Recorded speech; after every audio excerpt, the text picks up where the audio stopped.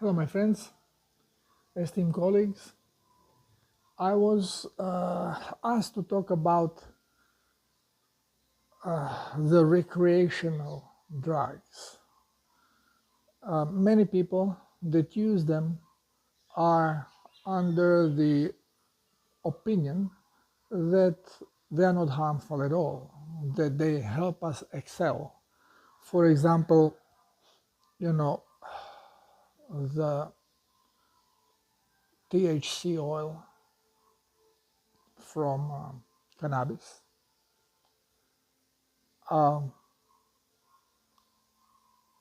Or DMT, that they would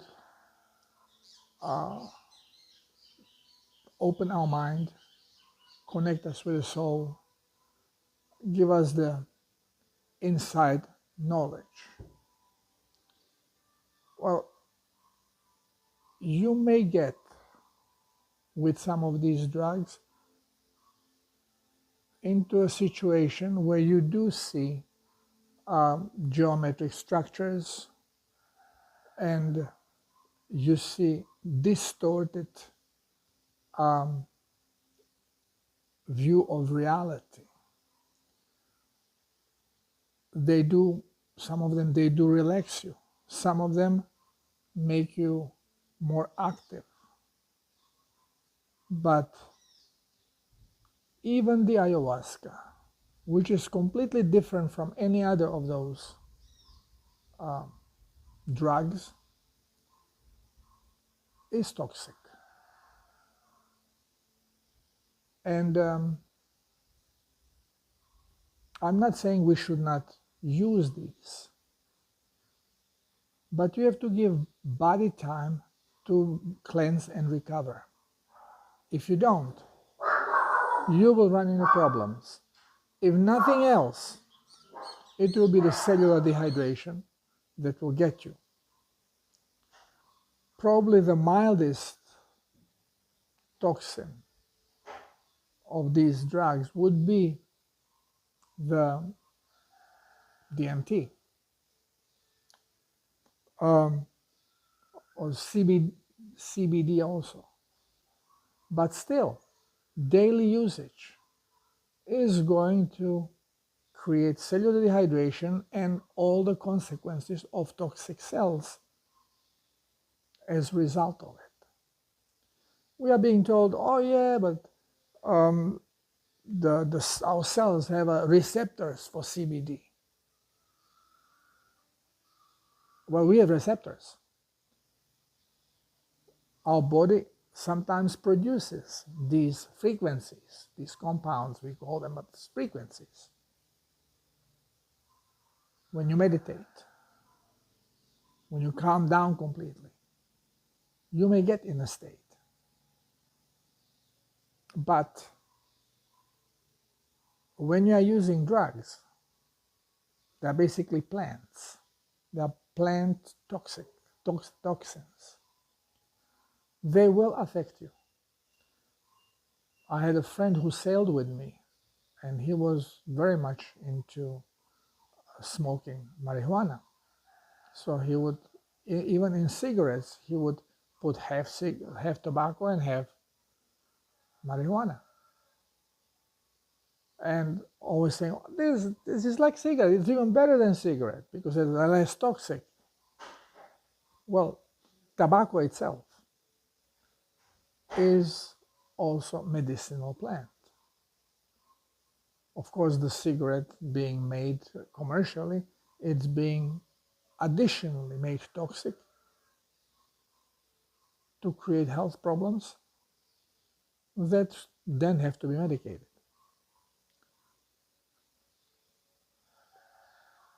For example, the ayahuasca I was using for my ceremonies, before ayahuasca, she uses tobacco to purge the body. She makes a tea from tobacco. It's awful stuff. You have to drink it in one shot, because if you stop in the middle and if you take a little bit of breath, a little taste, there's no way you can continue, and you puke out. So when you drink it, you just gotta stop breathing and just, some people hold their nose and just drink the whole thing, and immediately afterward flush it with a little bit of water. And even then, very often people vomit, but you try to hold it at least a little bit so it starts doing its cleansing process. Again, as I mentioned, that detox, you can, it's not that you can, but widely it's practiced by shamans and tribal healers to use toxic remedies from plants or animals to increase blood toxicity to a level that the body has to go into cleanse to get rid of this, no matter how low on plasma it is. And you will be puking, you will have diarrhea, you will be oozing toxic mucus from every orifice of your body. As you are eliminating the poison that you have been given, you are also eliminating all the rest of the poisons that are in your blood and lymph. And of course, you think you're going to die for 6 or 8 hours, and then after that, you start feeling good and better, and you start feeling great because you have cleansed not only the toxin you have been given, but also you cleanse the impurities that were in your plasma that body did not want to take out because it, again, the mechanism shows you, well, hydration should be here, toxicity should be here, toxicity is here, but hydration is here. What is more important? Lose more plasma to get rid of this and go into critical position with plasma, or raise the plasma and tolerate the toxicity. But when you get overly toxic because something was given to you that did not kill you, but it created the necessity of elimination, then your body is going to eliminate it with the other stuff and dropping the plasma levels, because now the calculator calculates, well, who cares about the plasma level if I die? So phew, it goes down. Again, body is not conscious. It's electronic robot. And it doesn't work with its consciousness, reasoning, oh, I have to do this because of this or that. It is obeying programs that says, well, this toxicity you got to eliminate. This toxicity you can tolerate. This level of plasma you can tolerate, but you want it to be there, and you want toxicity to be here. So whenever is plenty of plasma available in the blood, your body will be cleansing and keep your toxicity of the blood as low as possible. Now, when you are using any of these drugs, being it mushrooms, being it cactus, marijuana, including ayahuasca, you are poisoning the body. But these poisons are not very strong. They are tolerable. So you may not even have any physical problems. But when we say that cells have, let's say, cannabinoid receptor, like iode receptor also, we think, oh, you see, we need plenty iodine because it has iodine receptor there. It has cannabis receptors. So a lot of cannabis is good. Well, it's not so, because these compounds will block these receptors. They load them up. And what happens? The cell closes down. It is not going to be absorbing. It actually goes in a closure. Now you are not absorbing, but you are also not eliminating. So if you are using any of these drugs frequently, without taking a break, hydrating and cleansing, you are going to be constantly dehydrating on a cellular level, becoming more acidic on a cellular level, which you cannot measure by peeing on a litmus paper or spitting on it. It's your cells that hold it in. More acidic they become, less electricity they can hold. They start losing electricity. And problems start occurring, chronic problems. So, I know guys, smart guys, very productive guys. A friend of my ex-wife, Gary, that, had a socks company and designed socks for a lot of popular designers. He had one pot every day for years. Of course, his glasses were this thick, could not see for shit, but still was a great designer. He had the ideas. But health deteriorates. And when you start dehydrating on a cellular level, well, what is one of the first thing you actually become aware of? Your eyesight gets bad, because when the gel, which is hydrated protein in islands, when it's starting to lose plasma, start getting dehydrated, it changes this flexibility of the cell. So now you cannot focus on close because it doesn't relax properly. It stays always a little bit elongated. Then later on, you cannot even stretch it, so you cannot even see on a distance. So you need bifocals. This is all about hydration on a cellular level. And the further dehydration leads to cataracts. It has nothing to do with ultraviolet light. It is dehydration when it starts showing the white collagen fibers. So another friend that was sailing with me, having this pot all the time, great guy, but little by little, you can see him shrinking. The position staying on a boat like this all the time. Whole body is drying up. You may not have particular disease that is going to bother you, but generally, you are becoming chronically toxic and dehydrated. And then, yes, pain will start showing up. The forced hydration will kick in. Inflammation starts occurring.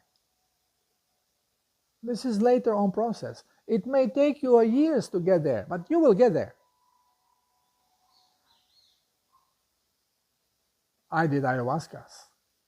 I even had once pot, and once I had a cookie with cannabis.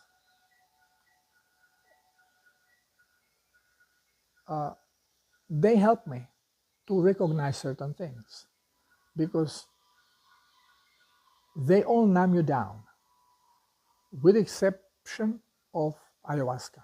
DMT does not numb you down, which surprised me. I know when I had marijuana cookie, all of a sudden my stomach started getting numb, and then numbness goes to my throat. It was very uncomfortable feeling because I did it only once and I was not expecting this. And then you start relaxing, and then you start hallucinating, but again, with a control. You get in a good mood. When I had my first ayahuasca with a medicine man from a jungle, after I drank it, didn't know what to expect, so I was just waiting. People around me start puking, With me, nothing, because my body was clean. I was on my clean diet. This was before I started with the chocolate poisoning, cacao poisoning. And all of a sudden, I felt numbness in my stomach and coming up. And I thought, okay, I know this feeling. I had a marijuana cookie, drug, psychedelic. This is expected. And I was not surprised by it. And then I had visions, different, completely different than with marijuana. And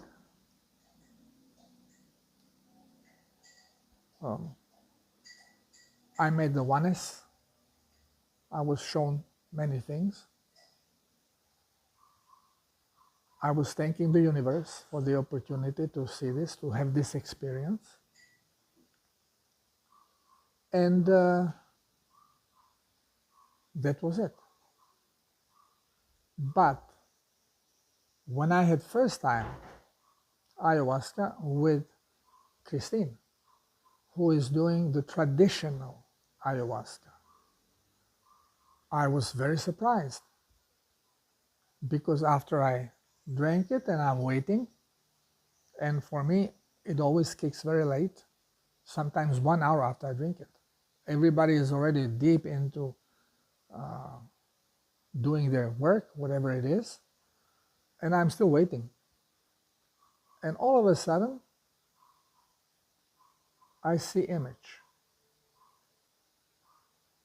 And I was like, okay, where is my numbness? What's happening here? I didn't feel anything. I'm completely awake, like talking to you now, only with closed eyes, and I'm rationally thinking, and I'm surprised by the image. And the things start happening. And I see eye of a dragon. I see first eye, big yellow eye with a dark slit in the middle, and then coming closer, I see the contours of a head of a dragon. And well, it's very interesting. Absolutely no feeling of any dragging. I just have this vision, like watching a movie.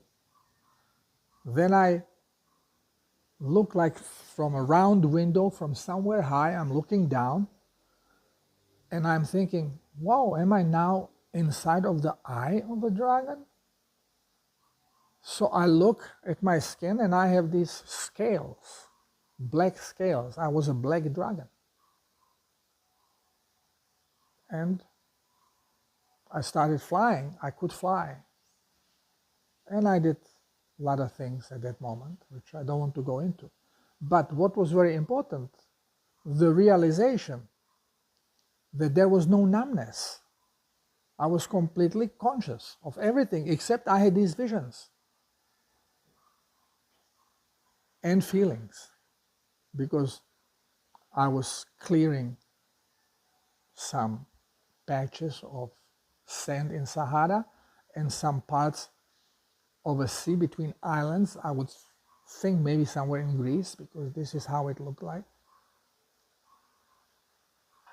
And I was absorbing some toxic energy that was making me nauseous and sick. And I was guided on how to handle this, and intuitively being taught what is happening.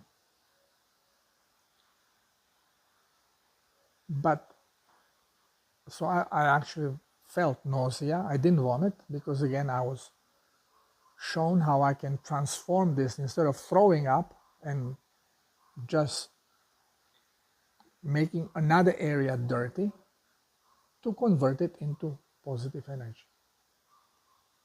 And the body knows how to do it. My mind has no clue. So you just have to relax and give permission, have intent. So intentionally you agree to this. Okay, let's try to do it. Let's do it. And your body, your robot knows how to do it.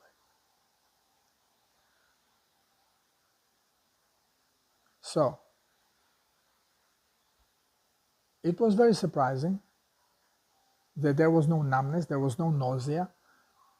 there were no hallucinogenic effects other than actually seeing a different type of reality with the feelings and everything, and feelings not very comfortable.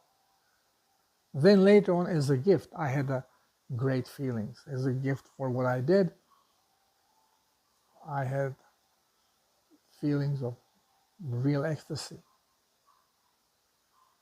But that was towards the end. And this is why you need someone, when you do these things, that knows what you are going through, because we are one, especially at that moment. And whenever you start getting lost in the imagery of relaxing, has to wake you up. Because you go like into, okay, I like this, this is good, and then somebody goes, and it has to be quiet, because every sound is like explosion. So just by doing little blowing, little bit of air, and I hear it like a hurricane, and immediately I know, okay, I'm back, and I concentrate on work, not on having fun. So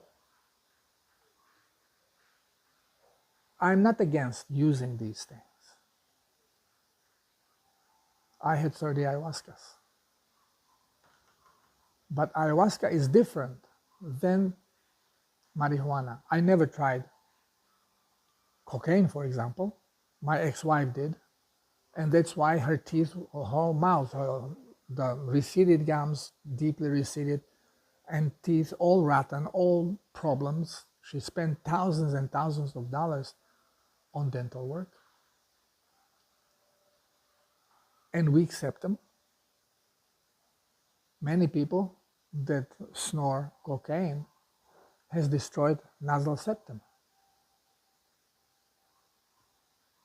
I saw once my wife having cocaine because it was given to me by a fellow co-worker. He knew that my wife used to be a regular in Studio 51, so they know what was done there. So he gave me a rock. He said, "Oh, take this rock to your wife. It's from Joey." I give her the rock. I have no clue what it is, and her eyes lit up. Woo! It was cocaine. And she snores it a little bit, and then she takes and rubs it on her gums. No wonder her teeth were shut.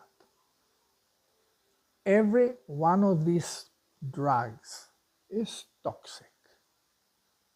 Do not overdo it. Do not use it as a recreational drug.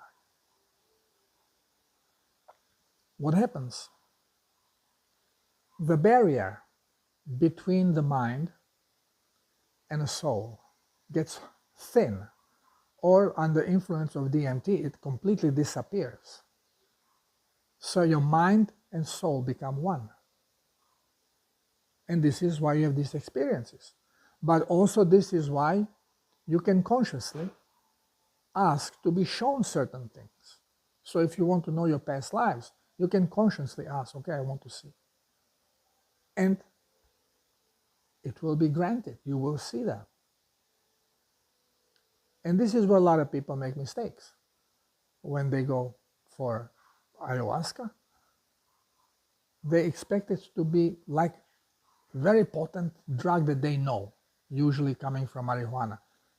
Actually, ayahuasca will not talk to you if you are full of marijuana, because it becomes too dangerous. You can get crazy because you connect your mind with your soul, but then the mind may take over.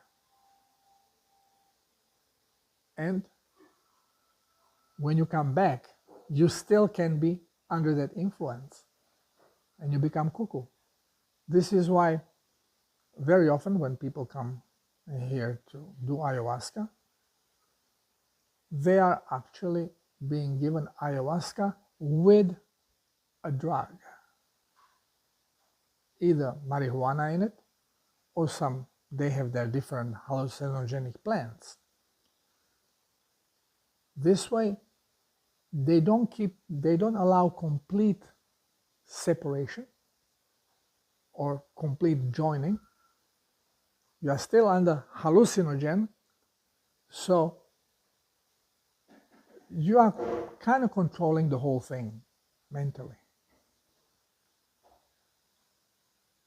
And ayahuasca will not allow the DMT to completely liberate you to join it together, because you are in a danger of not recovering. I had a friend coming from Australia. He wanted to experience ayahuasca. I asked him, well, have you been doing marijuana or mushrooms? Not lately. I said, okay, because ayahuasca is not going to talk to you. And when he was here, no, he didn't have the experience. Whole night he was just sitting and waiting, and nothing happened. So I spoke to Christine, and Christine said he was full of marijuana, so ayahuasca could not take over. I would have to give more ayahuasca, and that would become dangerous. He may not come out of it. So I was instructed not to. And he tried twice and couldn't have it. This is why when I had my first ayahuasca, there was already hallucinogen in it, because it is for those people that come, tourists. They want to have the experience of ayahuasca, and since shamans, well, these people who do ayahuasca, majority of them do it solemnly for profit. And if you don't have experience, then you get disappointed, you don't want to come back, and they don't care about what kind of experience you have. So they put your drug in there, so no matter how much drug you are otherwise, you are going to have your experience, but it's not going to be the real ayahuasca experience. A lot of these people that come, that are the happy people, that always smoke a little bit, puff here, puff there, they do not have real ayahuasca experience. They cannot have it. Because ayahuasca is something completely different from my experience.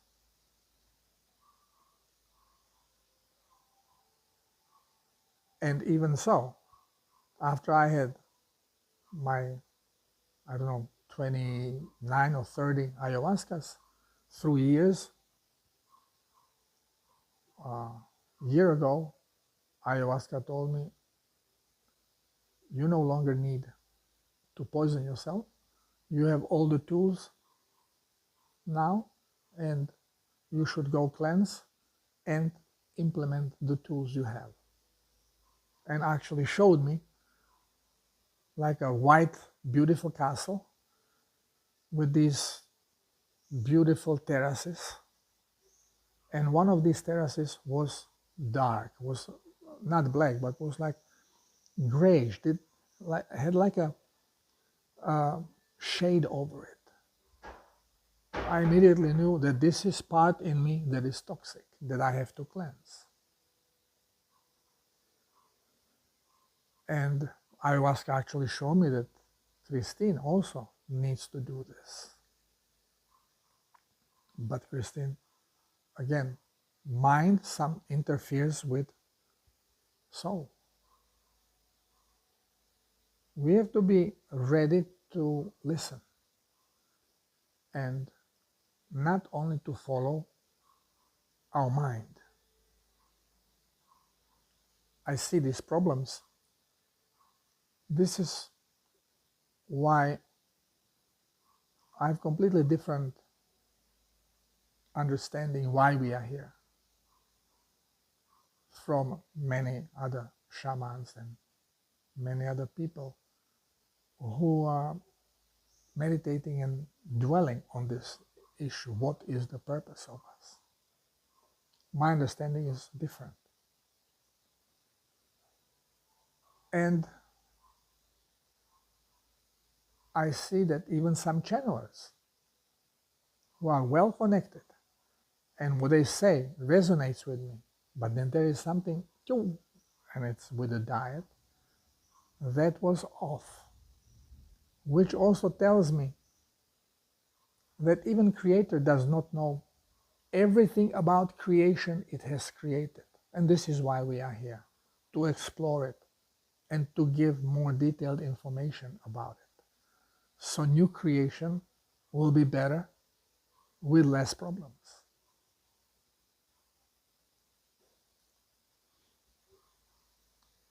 The point of this whole gibbering is that there's nothing wrong to use hallucinogenic or medicinal remedies to connect you to higher consciousness. But don't use them as recreational, happy events.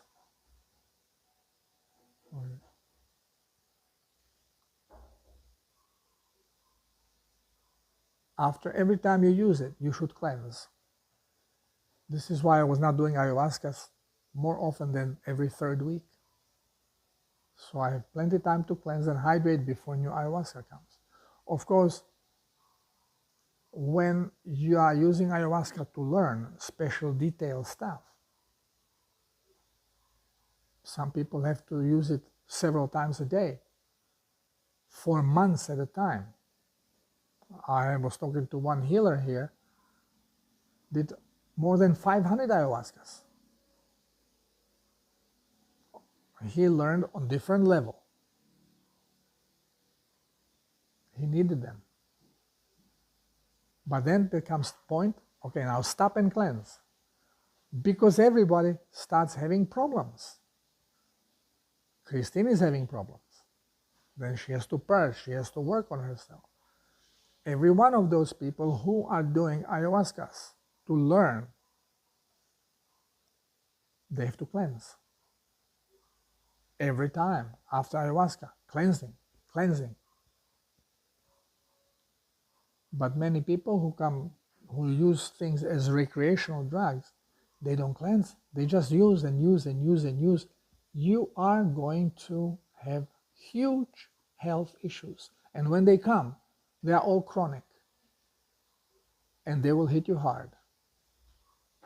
So be smart about it. Do not abuse it. Use it for enlightening purposes. But not too often. Hydrate and cleanse in between, so you do not damage your robot. Thank you for listening. I just want to mention that I was talking about drugs as recreational drugs, and I mentioned cocaine with a group of psychedelic drugs because many people do not really distinguish the difference. Cocaine actually is dopamine blocker, so it doesn't allow you to relax, keeps you wired, makes you more aggressive. And people use it basically to overcome tiredness. So my wife, because she was going to Studio 51, working during the day, nightlife started after 12, so she was using cocaine to keep her up all night. And does not have hallucinogenic effect. But again, it is recreational drug, and this is why it was mentioned. So I want to distinguish these two different parts. Thank you for listening.